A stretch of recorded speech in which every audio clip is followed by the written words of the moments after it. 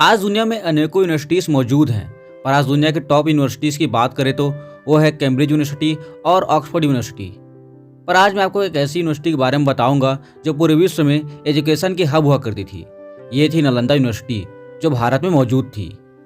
इस वीडियो में आप नालंदा से जुड़ी 10 ऐसी बातों को जानेंगे जो शायद आपको पता हो। प्राचीन नालंदा विश्वविद्यालय स्थापत्य कला का एक अद्भुत नमूना है।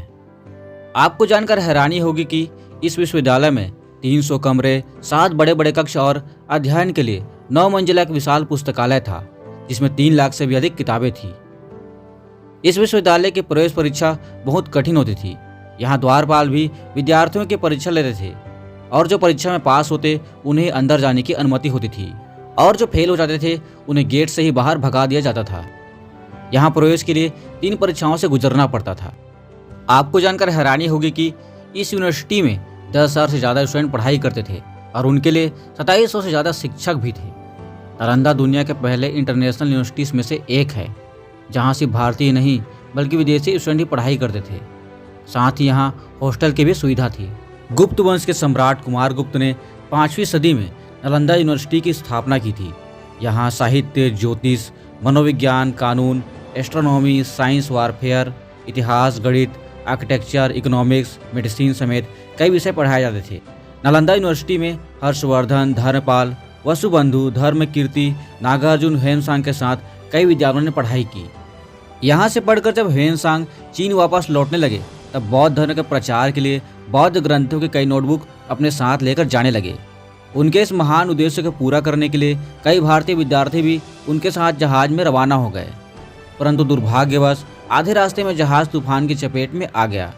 जहाज को बचाने के लिए उसे हल्का करना जरूरी था।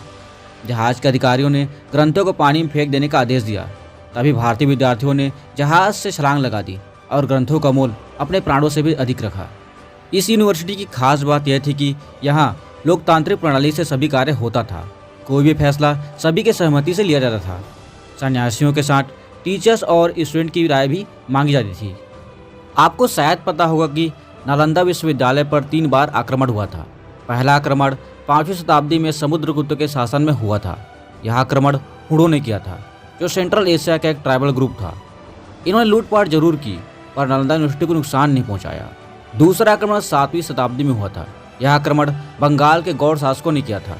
इस आक्रमण का मुख्य उद्देश्य पॉलिटिकल इम्बैलेंस था, इसलिए इन्होंने भी यूनिवर्सिटी को ज़्यादा नुकसान नहीं पहुंचाया। तीसरा और आखिरी आक्रमण बख्तियार खिलजी ने 1193 ईस्वी में किया। यह आक्रमण इतना भयानक था कि इसके बाद आज तक इसका पुनरुद्धार नहीं किया जा सका है। बख्तियार खिलजी ने किताबों को आग लगवा दी। इस यूनिवर्सिटी में 3 लाख से अधिक किताबें थी जो 3 महीने तक जलती रही। नालंदा विश्वविद्यालय दुनिया का सबसे प्राचीन विश्वविद्यालय माना जाता है, जो 800 साल तक अस्तित्व में रहा। खुदाई के दौरान यहाँ 1.5 लाख वर्ग फीट में नालंदा यूनिवर्सिटी के अवशेष मिले हैं। ऐसा माना जाता है कि ये सिर्फ यूनिवर्सिटी का 10% हिस्सा है। शायद आज नालंदा यूनिवर्सिटी अस्तित्व में होता तो आज हमारा देश भारत विश्व गुरु होता।